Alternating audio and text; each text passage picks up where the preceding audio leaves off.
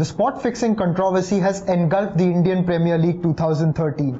Day by day, hour by hour, we have shocking revelations, and that has put the game in, or rather the future of this league, under threat.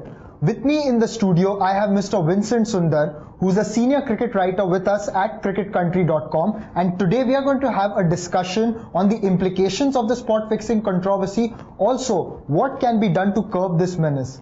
Firstly, Mr. Vincent, thank you for joining us today.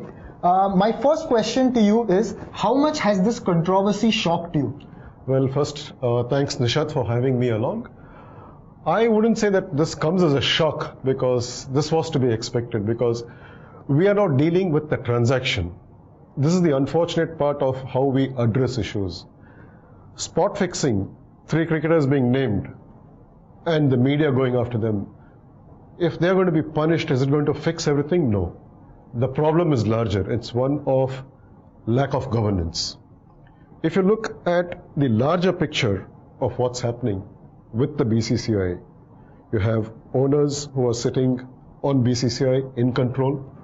On the other side, if you take a larger version of the whole thing, you have association presidents associated with other teams.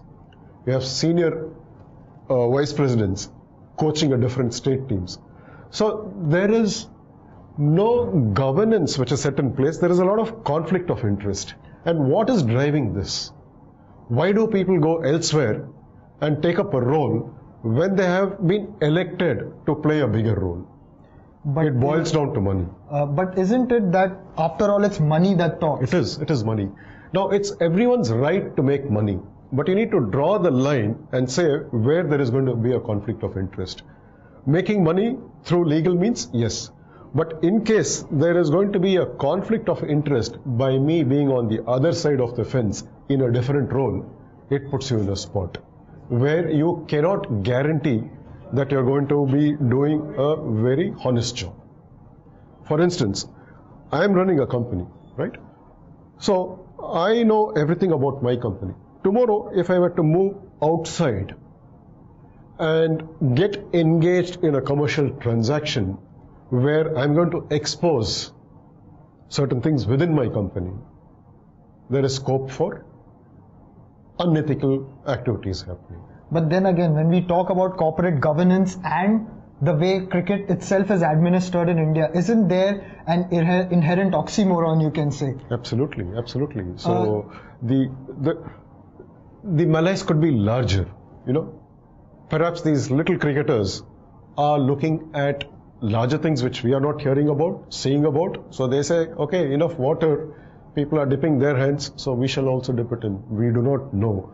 And two, we are only hearing what reportedly somebody said. We do not know whether this is the truth, because the spot fixing has come on place. We haven't seen anything live other than pictures of people being taken into custody and taken into court, so on and so forth. We haven't heard anything from the horse's mouth, so to say. So one cannot believe what one is hearing. I mean, how do I believe? Okay, these are, what guarantees do we have that it is being reported verbatim?